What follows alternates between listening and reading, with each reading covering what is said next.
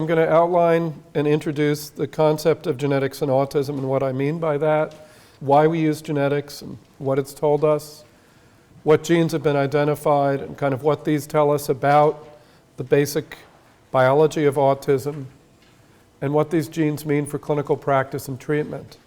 And kind of in the introduction, I'll tell you a little bit about, just like Beata did in a way, kind of the methodology or the kind of the notion, the kind of why, the drive behind why do this anyway. Here's our framework, and I've shown this slide hopefully every year, maybe every other year. But that genes interact with the environment during development. It's not genes, it's not the environment, it's both. They're acting. And during neural development, which occurs over in utero and after, this leads to development of the cerebral structure, and then behavior and cognitive function all comes from that organ.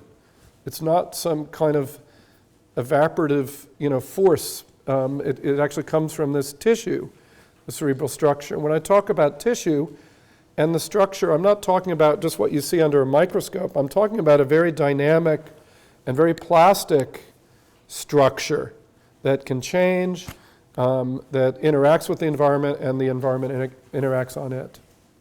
So this creates a great difficulty and a challenge to the biology even before starting. Even if I could identify 5 genes that cause autism, understanding how they lead to a disruption in cognitive function can be, in many cases, quite challenging, because let's just say they have an effect early during development, and that affects how the organism, the human or the mouse that we might be studying in the lab, interacts with the environment. Development occurs over stages.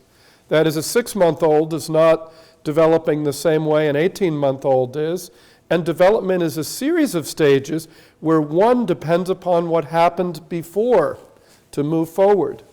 And so you can see that if one puts a wrench in this monkey work at some standpoint, at some point, what you see in the 10-year-old is challenging. I'm not saying impossible. There's a challenge in kind of coming all the way back to the kind of etiology of how that actually began.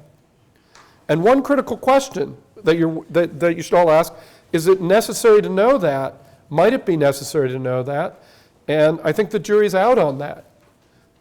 Because one of the things that's happened over the last 5 years is in mice and in flies, people have been able to make mutations that cause developmental disorders like Fragile X or neurofibromatosis. And they've been able to actually, despite development occurring and the mice being abnormal, Rett syndrome is another great example, severe neurodevelopmental disorder, where if you give the gene back in the adult, many, not all, but many of the features of the disorder are reversed. So even despite this, we may be able to intervene in the adult despite a quite abnormal development. But one of the critical things is understanding all of those interventions take understanding what the gene is that caused it and what's awry in terms of cerebral structure. So our whole notion is we have genes, something happens, and there's autism spectrum condition. And so for the last 12 years, my lab has been working on trying to figure out the something happens using genes. And the reason we do this, the reason we use genetics, is because although there are 3 billion base pairs, that, actually, believe it or not, is a very, very finite space. So the search space is very finite. We can identify, the notion was 12 years ago, if we collect families and if we collect children with autism and we use modern genetic methods, we'll find genes that cause autism, and that's turned out to be true. And again, the notion is, it's not like genes are a panacea. It's our toolbox.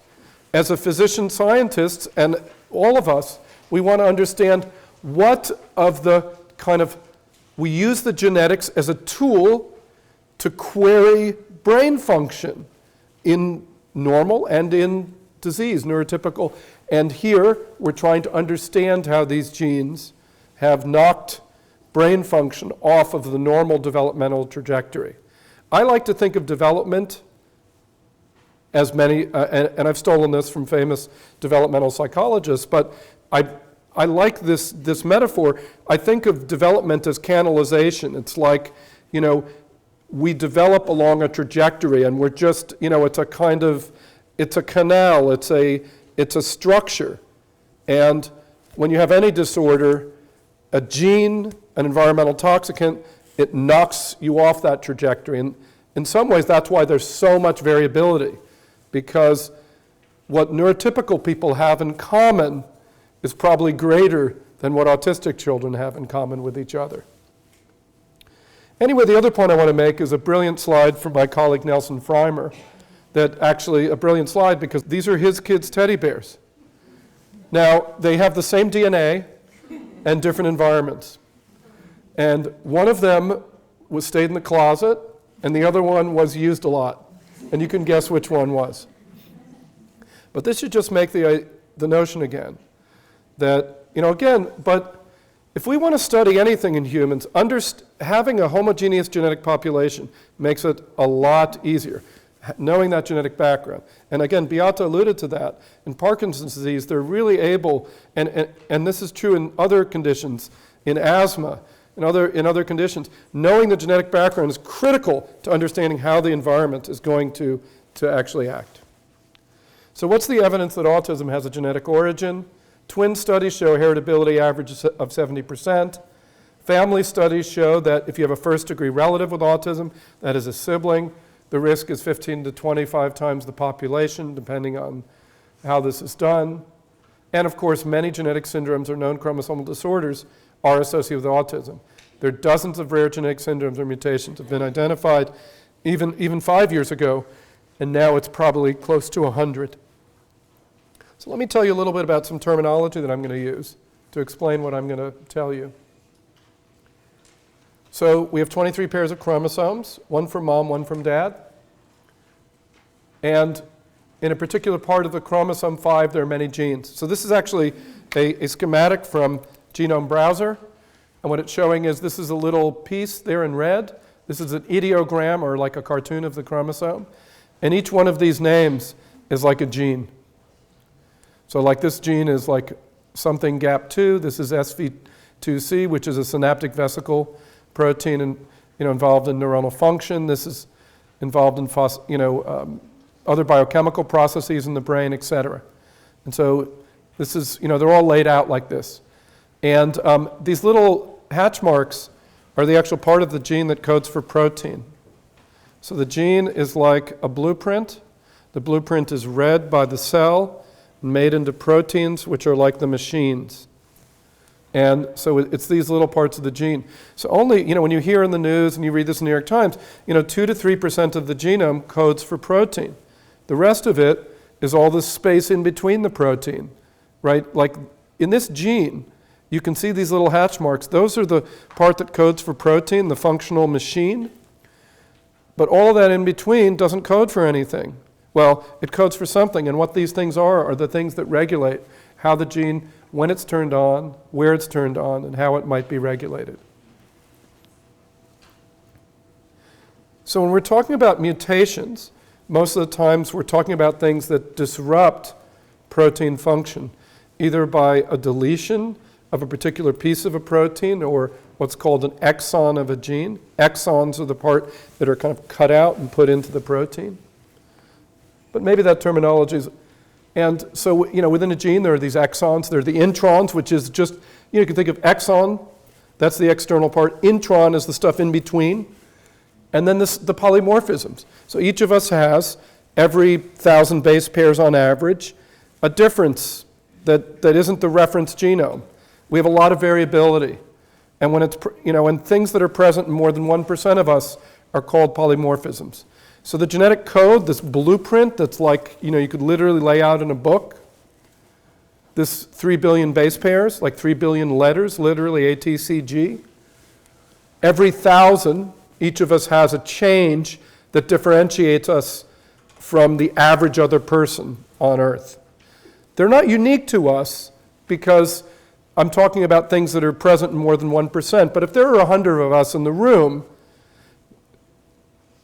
that means that these things are seen in one or two of us, but that the other 95% of the people in the room have a different version. And we think that that variation at the base pair level, at that code, is what leads to human variation. I'm just going to show this to you in a blow-up. If these are like the Watson-Crick base pair strands, and you have two, one from mom, one from dad, but you have a C and a G here. This is a single nucleotide polymorphism. This is a change where instead of being a C or G nucleotide here in this strand, in this one DNA, this C is changed to a T. It's just simple, the letters change, and so without going into what can cause that. So if the variant is greater than 1%, it's called a polymorphism. And if it's rare, it's more likely to be a mutation. This is all just terminology. So when you hear people talking about mutations, they're not things that are common in the population. But there are. Does that make sense? So one of the questions in genetics sits around is it these things that are common that are contributing to autism? Is it normal variation? Is autism part of normal variation, or is it just like rare hits that are 1 in a million or 1 in 100,000 that are causing this? Another thing that complicates this, it used to be 10 years ago, this is how we thought about the genome. It's a series of base pairs, and we each have 2 copies. We now know that in each of us, about 4% of our genomes, so millions and millions of base pairs, we don't have 2 copies. We don't have one from mom and one from dad. We have sometimes 3, a duplication, and sometimes 1, a deletion. And this is called copy number variant when it's greater than 1,000 base pairs. I bring this up because this is very important in autism diagnosis now, because as I'm going to tell you, but I'm going to tell you up front, I'll tell you a few times, 5 to 10% of kids with autism have what we call a new copy number variant, or de novo, that is one not seen in their parents, but present in the child. Kind of like Down syndrome. It's a genetic abnormality, not present in the parents, that's transmitted through the gamete. And so this is what they can look like. This would be the normal chromosome, just in a cartoon. This can invert, this can duplicate, or it can delete. Now, 4% of our genome does this. So most of it is benign. It doesn't cause disease. Now, that doesn't mean it may not cause us to be like a little heavier than we want to be, or our blood pressure to be a little higher, or our blood sugar to be a little higher, those kind of things.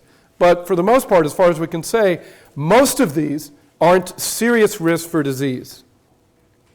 But some of them are, and especially when they're de novo. So although visible chromosomal abnormalities are not common, using what's called a microarray to be able to look in at very detail at the genome, we can find these duplications or deletions that contribute to autism. And this is an example of just what the data actually would look like. Here are all the human chromosomes, and pieces of the chromosomes are put on a little glass slide, and the patient's DNA is made fluorescent and hybridized onto the slide, and we can see how much is hybridizing. We can actually count at each spot in the genome how many copies you have. And so here, there's a 15q duplication inherited from the mother in a male. And this is a common laboratory tool that's been in use for almost 10 years now, and for the last 5 years has been an integral part of the diagnosis of intellectual disability, severe developmental disability, as well as autism. In other words, this is an indicated part of the workup of any child with autism doing a chromosomal microarray test to find these copy number variants. And again, they're not present in the parent, these that I'm talking about, these de novo copy number variants detected by microarray. So I'm just going to give you the data. There are a few studies that have been published over the years, but the point is that overall about 6%, if you have a single incidence family, that is a family with only one child affected, it's about 6% on average will have a large de novo CNV.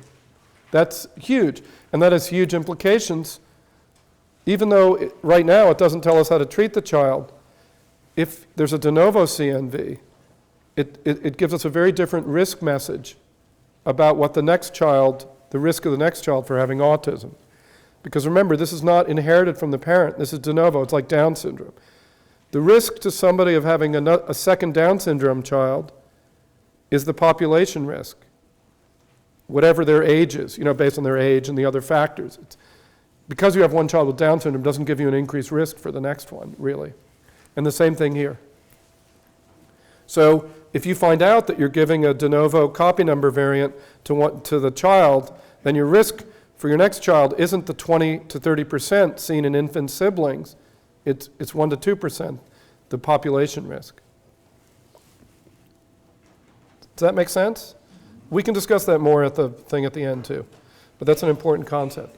So because of these new genetic tools that have come about, these microarrays, we're finding all these new syndromes that get named not by people's name, but by the actual region of the chromosome. Chromosome 1, chromosome 3, 15. And I just want to make 2 points. One is that none of them account for more than 1% of autism. They're all rare. Even the recurrent ones, the ones that occur over and over again, like 15q duplication inherited from the mother, only account for about 1% of autism. And the second is that in some cases, the children with this copy number variant, although they have a severe developmental disability in many cases, may not have autism. They may have intellectual disability with seizures. Some may even have schizophrenia. So these increase risk for a range of neuropsychiatric disorders. Some are more specific for autism than others, but in a way that we don't understand yet. The next thing that's been happening is now, instead of using a chromosomal microarray, we can actually just sequence the genome. And so what I'm showing here is the cost of sequencing a genome over time. And this is the line of the famous Moore's Law. Does anybody know what Moore's Law is? Non-computer people?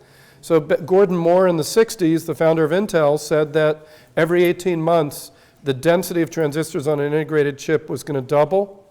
And that really led the computing revolution that we now all have these supercomputers in our pockets that are called phones. So, but you see this incredible advance in computer technology essentially by this line. This is the genome revolution. It's on another scale. This is a log scale from that. So it has been dropping extraordinarily. It's kind of leveling out somewhere very soon to be $1,000 a genome. So that really changes things, because right now a chromosomal microarray test costs about $1,500 or so in the clinic. So soon genomes will be done. And so as we're able to sequence genomes, what's been found, and I'm just going to zip through this quickly just to make a few points.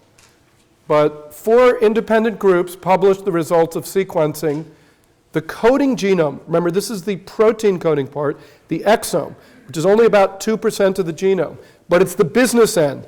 It's the part that codes for all the machinery in the cells. In nearly 1,000 patients. And there were a few dozen mutations identified. And based on these studies, we can actually estimate, but very few were recurrent, that there are going to be at least 500 genes that contribute to autism in the population. And there was a strong effect of paternal age on mutation rate in autism, and I'll explain that, I think, in the next slide. So one of the things that was observed in one of the papers was, if you looked at these de novo single base pair mutations identified by sequencing in the children, in their offspring, 41 came from the father and 10 from the mother. So 4 to 1 dad to mother. That is not seen in every study so far, but there is a increased paternal risk. In other words, these mutations are more likely to have occurred in the sperm than in the egg. And as a matter of fact, there's a strong effect of paternal age. This is paternal age, and this is the number of de novo coding mutations, and it goes up as paternal age goes up.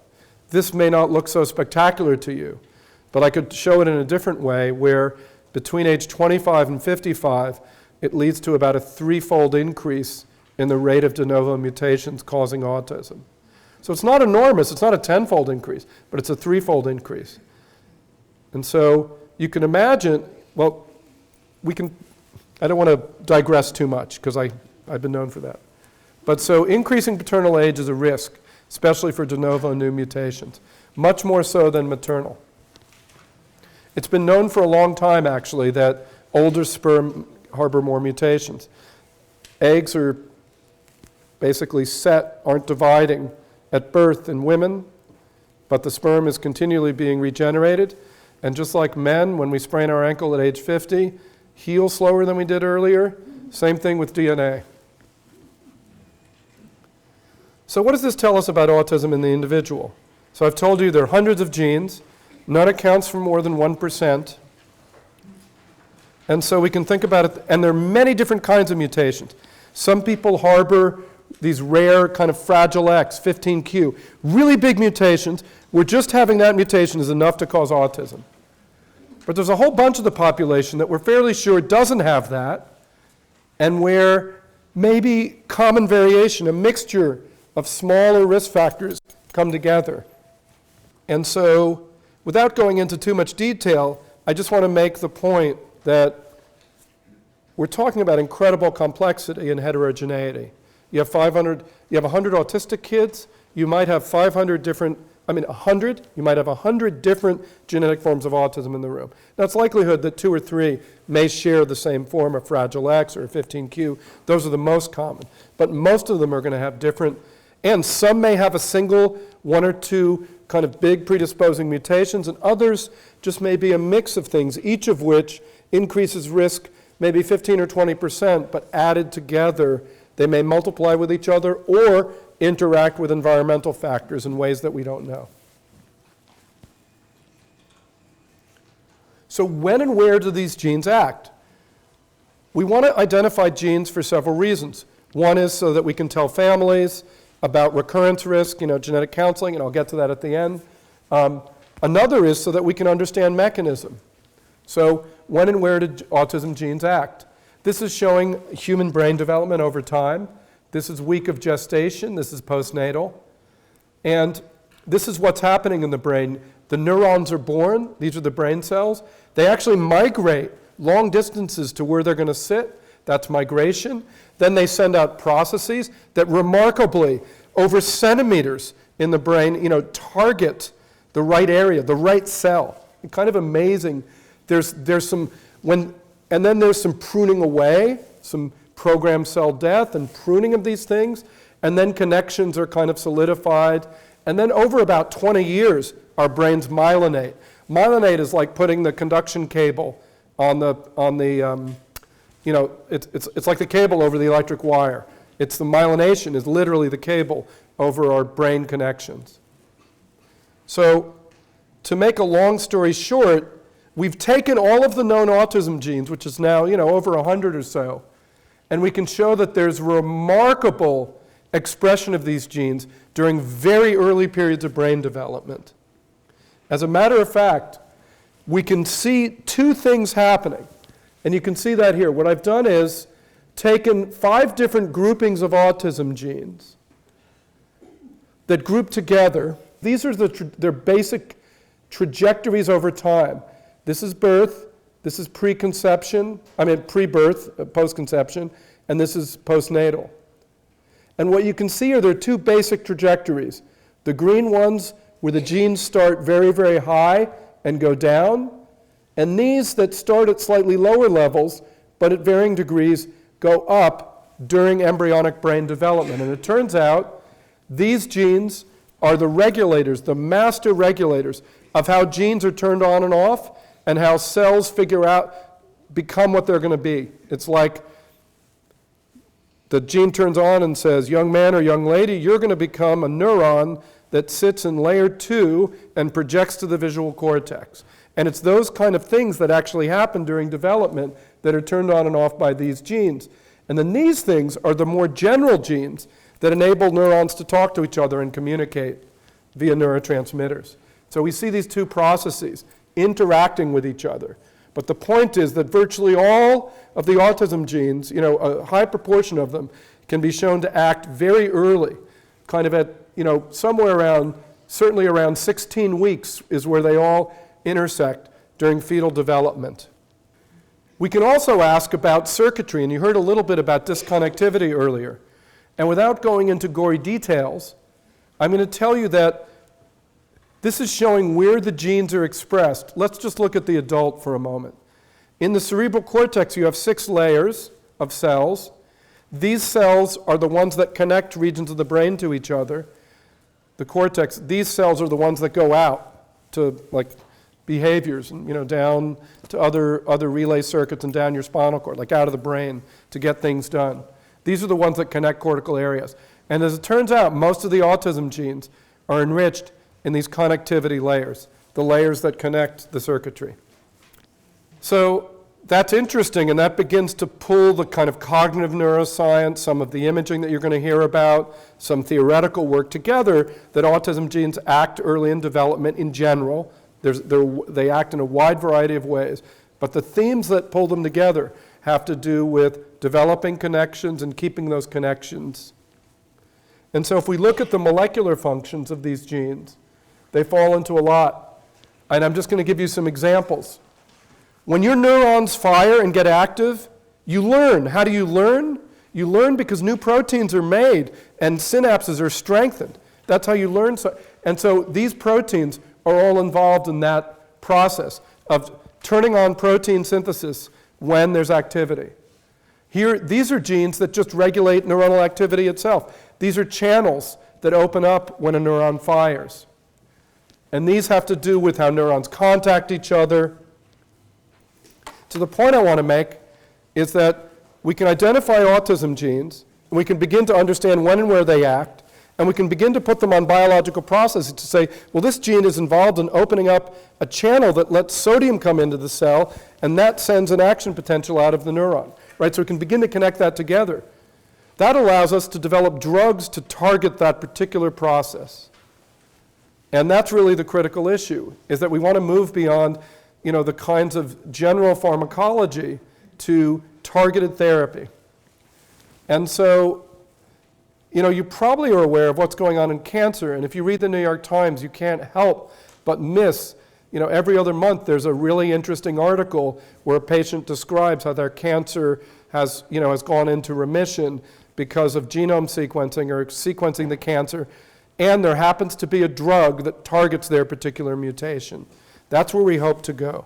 But to get there, we have to put these mutations into cells, into animal models like mice and rats, and to understand what the mechanism of the disease is, and then give the drugs to those cells or animals and see if we can remediate the problem that we see. So we use cell models, and they all have their pluses and minuses. Mouse models, we can do all kinds of manipulations. I can put a gene in a particular cell. I can measure its behavior. I can put electrodes in. I can connect all of the dots together. I can engineer any gene in the mouse genome, produce a mouse with that mutation, human mutation. I can put in the human gene, and I can measure everything. The problem is, it may or may not be relevant to human. Obviously we'd like to do live human studies, but that's where the functional imaging comes in. And you'll hear about that in a bit. So we need to develop mechanistic insight, like in cancer, but we also need high throughput. Why do we need high throughput? Because drug companies have millions of drugs, and there are millions of different kinds of compounds, and we want to be able to screen them. The only way to screen is to have some kind of assay that's high throughput. In cancer, it's easy. Kill the cancer cell. So literally, you can put the cancer cells in a dish and test millions of compounds and see which ones kill the cells. I am oversimplifying it, but that is essentially what happens in some cases. I'm not saying that's the best chemical screen. So that's where things are going. I'm going to give you a few examples of that. But I just, again, want to summarize what I've told you about the genetics. Genetics is just a toolbox. It's a set of tools, but it's a very kind of clear methodology that allows you to make predictions, to follow those predictions, and to find genes, and it's worked. And that's really the proof of the pudding. So implications of knowing the genetic cause of disease. So it has implications for treatment and recurrence risk. I talked about new mutations versus heritable mutations, right? So that if somebody has a de novo mutation, again, it's going to behave like Down syndrome. The risk to the next child isn't 1 in 20, it's 1 in 100, or close to that. again, how is the mutation inherited? If it's a recessive disorder where it's come from both parents, that's very different than a dominant disorder. And so again, knowing what kind of mutations these are can help us in counseling and can help in family planning. And so now more and more, our children with autism are getting referred. Every child who comes to the autism clinic gets a genetics referral. It's indicated for them to have exome sequencing. And I can tell you in other disorders, non-autism, but other similar disorders like intellectual disability, severe epilepsy disorders, we have a hit rate of close to 40% right now. And that hit rate keeps going up as we sequence more and more people, because we might find a mutation. Wow, this looks really bad. It knocks out this gene, but that's never been seen before in human population. Then a month later, an Australian group reports that. So now we know that that mutation was causal. But we're at this level of incredible discovery, finding rare mutations that cause diseases. But knowing the genetic basis now allows us to begin to ask about gene-environment interactions. Are these genes particularly sensitive to endocrine disrupting chemicals, etc.? The mechanism of mutation may be preventable. Like if you could reduce the mutation load on men as they age, would that reduce, the mutations? Of course, most of the things that are causing mutations aren't mercury, they aren't bad chemicals, they're things like sun exposure and air travel that give you enormous radiation exposures if you travel a lot, for example. So a lot of it is stuff that we do every day. I want to give you a quote, and this is just from this Sunday's New York Times, so I think it's quite relevant. This is from a neurosurgeon who wrote a very, very eloquent, it's a tearjerker article. It was just in the New York Times on Sunday. A guy at Stanford who's a resident. For young people like me, I'm 36, given a diagnosis of cancer, there aren't many words. So that he's talking about how you look at life. And just as an aside in the article, this is not a major part of the article, but I noticed it because I'm a geneticist. And then my health began to improve thanks to a pill that targets a specific genetic, he had no hope. He had a 3 to 6 month survival. Specific genetic mutation tied to my cancer. I begin to walk without a cane, a tiny drop of hope. We don't know what his future has, and I keep my fingers crossed that this is that magic bullet for him. But the point is that this is one of many cases like this where understanding the mechanism of disorder can lead to drug therapies that have some chance in reversal. So again, we take the mutations forward in animal models and cell models. We even, when we get it, can look in patient tissue. We've looked at 9 brains of patients with 15q duplication, for example. I'm done, essentially. So I'm just going to give you an example that I gave last year. This is a particular mutation in a mouse that causes a kind of autism-like behaviors in these mice. These mice are going around, but these mice aren't really talking to each other much. They're kind of ignoring each other. They're sitting in their own corner, and we give them oxytocin, they really start to nuzzle and hang out together. And you may say, well, if oxytocin is safe to give in humans, why are we doing this in mouse? Well, I think Jim's talk this morning, and this is totally unrehearsed, really gets to that, in that we don't know how to give it to humans. We don't know when, how, what it's going to do, how it's going to affect, what behaviors to look at, etc. And so, for example, one of the findings that Olga has now is that in this particular mutation, that's a very specific mutation. If we give oxytocin early in life, the first 2 weeks in the newborn, it has a prolonged effect that lasts weeks and weeks, where the usual dose in an adult just lasts 2 hours. So we just, there's just so much we don't understand, and that was shocking to us. We now know what the mechanism of that is, and that may be specific to that particular mutation. We don't know. The point is that sometimes these animal models can really teach us a lot. So in summary, while autism risk is largely genetic, its etiology is multifactorial and very heterogeneous. Rare genetic variants contribute to at least 10% of cases and may explain more, maybe 20, 30%. So if right now a child comes in, we sequence their exome and do an array, we get a diagnosis in at least a quarter. So it's warranted. And that just has not percolated out into the community at all. And not just here, anywhere. Exome sequencing is a clinical test in autism. Soon whole genome sequencing will be a clinical test. UCLA was the first medical center to offer clinical exome sequencing in a wide variety of diseases 2 years ago. Stan Nelson, who runs the program, told me we recently hit the 1,000, like 1,100 mark. And the diagnosis in that, in adults and children, is around 37%. Several animal and cell models are being developed based on genetic findings and will be used to develop innovative treatments. So I think there's a lot of hope. This is not an easy road. I don't want to sugarcoat it, but at least we can begin to get a foothold, a toehold, in terms of mechanistic understanding. So we can move this field into kind of a field of rational medicine where we choose medicines for particular patients based on their genetic or environmental, whatever their etiology is, and the type of autism they have. Thanks for your attention.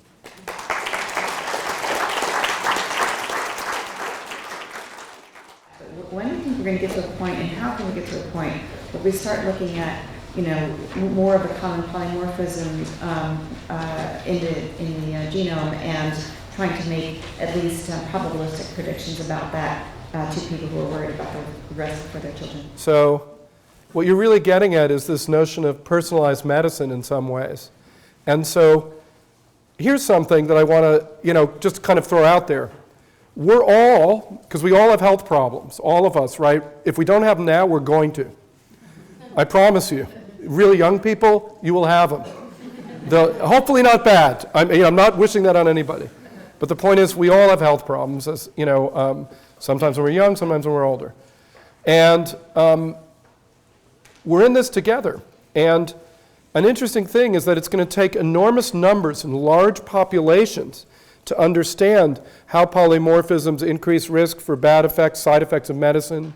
Like we now know that if, like in sequencing, we found a couple patients that we've told who were in their 40s, by the way, you have a 10-fold increased risk for having this kind of hyperthermic malignant, reaction to anesthesia. They'd never been under general anesthesia, fortunately, but they, which is a fatal condition, a serious condition. So, that's just kind of one example. We were talking about drug metabolism and pesticides, but in reality, a lot of what contributes to disease, some of it may be rare variants that are kind of unique to small numbers of people in the population.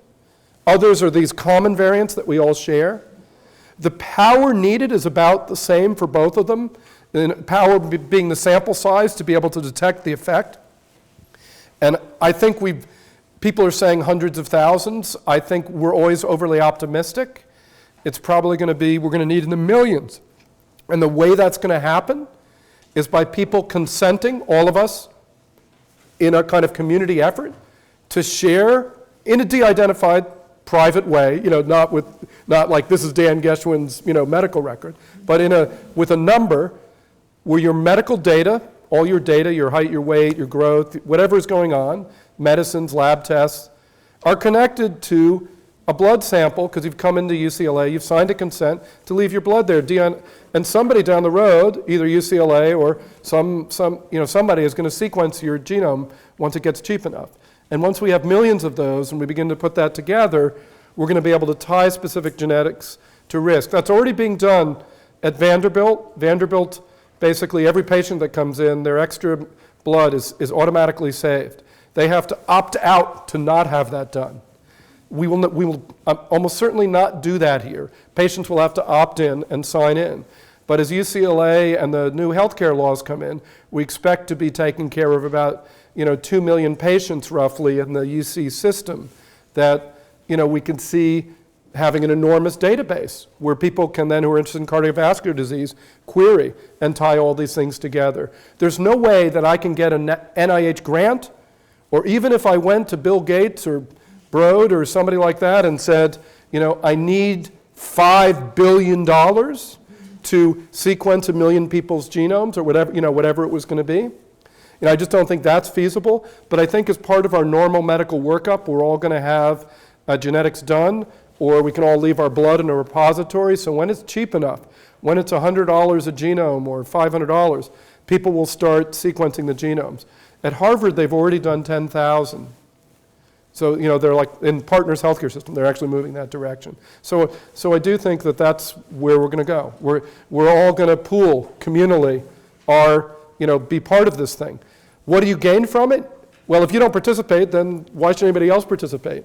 But what you do gain from it is you gain an enormous kind of community right now that you're attached to. We gain the benefit of us all working together, kind of pooling our information, which is going to be necessary. That's my sense. We'll all be involved in this research enterprise to the extent that you want to or not.